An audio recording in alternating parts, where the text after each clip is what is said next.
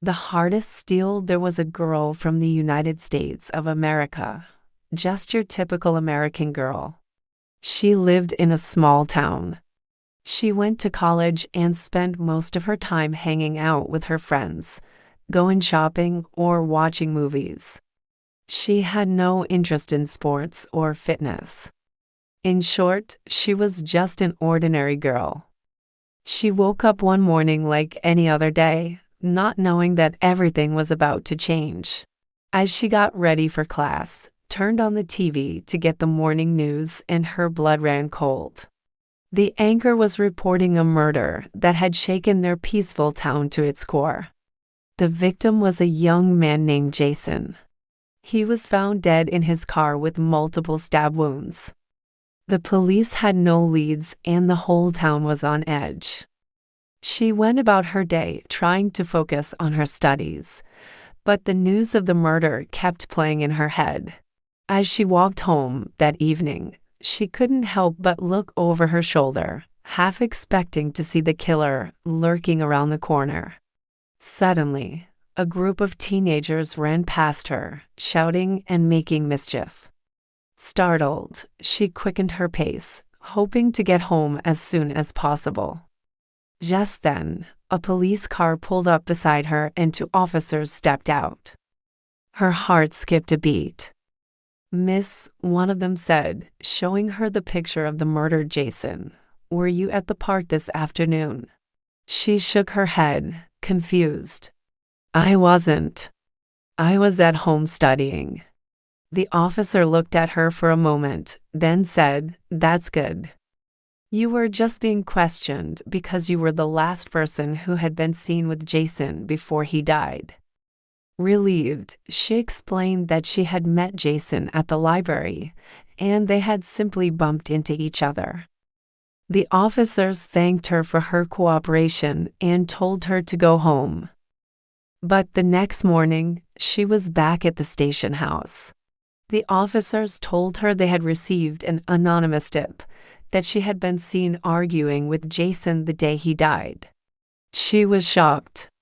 She had never argued with him in her life. They searched her bag, turned her room upside down, but found nothing. And all they had was her word that she was innocent. Days turned into weeks, weeks turned into months, and still there was no progress in the case. Finally, they let her go. But by then, the damage was done. She was already known throughout the city as a killer. No one would speak to her. The very thought of defending herself made her hands shake. When she attended her next class, people pointed fingers at her and whispered among themselves. Some even threw insults her way. All she could do was endure it, hoping that one day the truth would come out and people would realize she was innocent. She had no one to turn to for help. One night, she came across a crumpled piece of paper in her mailbox, barely able to read the scribbled message. It said, "Meet me at the old mill at midnight if you want the truth to come out." At first, she wanted to ignore it, believing it was another cruel trick played by someone trying to torment her. But as the days passed and nobody else came forward to help her, she became desperate. So she decided to take a chance. She went to the old abandoned mill that served as the town's dumping ground. The moon was hidden behind dark clouds, casting eerie shadows around her. As she pushed open the creaking door, she noticed a lone figure standing in the dim light. When the figure stepped into view, she gasped.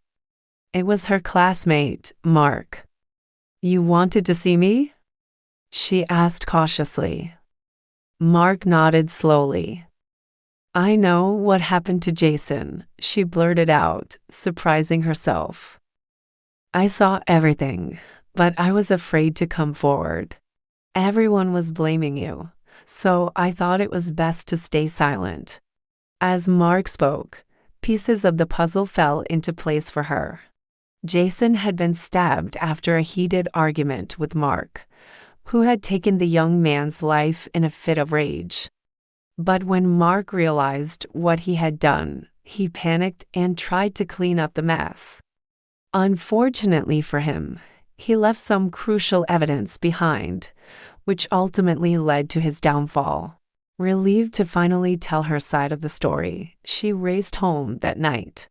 But the joy was short-lived. The following morning, she was arrested again, this time for Jason's murder. She was outraged.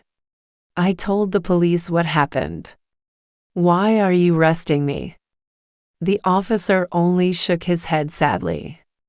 "We appreciate your cooperation, but we already have enough evidence to charge you." She was dragged away in handcuffs, sobbing uncontrollably. In court, Mark's testimony against her proved to be the deciding factor. Despite her pleas of innocence, she was convicted and sentenced to 25 years in prison.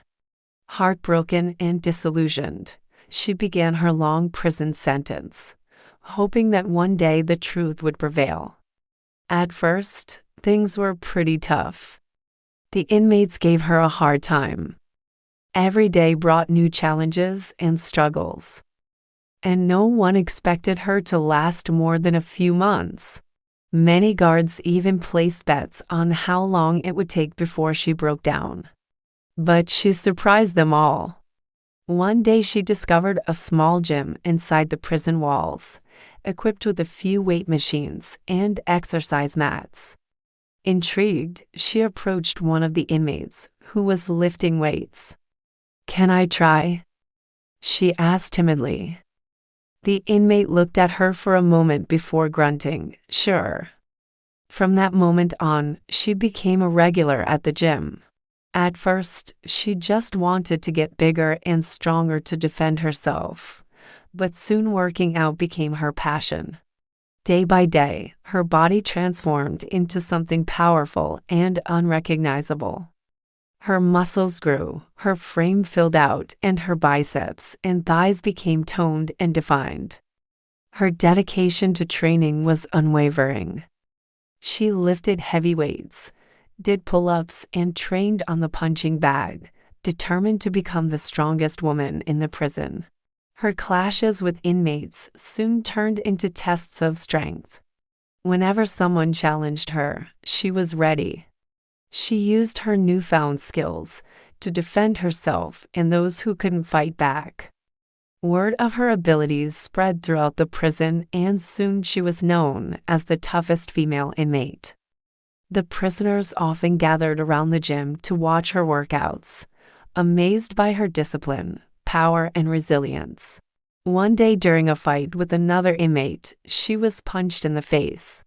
But instead of retaliating, she grabbed the other inmate's arm, twisted it behind her back, and slammed her against the wall. The crowd of prisoners erupted in cheers. "That's our champ," they roared. As the years passed, she became a force to be reckoned with in the prison. She had transformed not only her body, but also her mind. She was no longer the timid girl who had entered prison.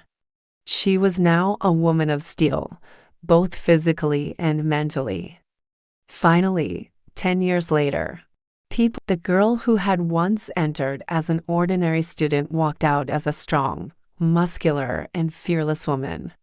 She became a symbol of resilience and reinvention.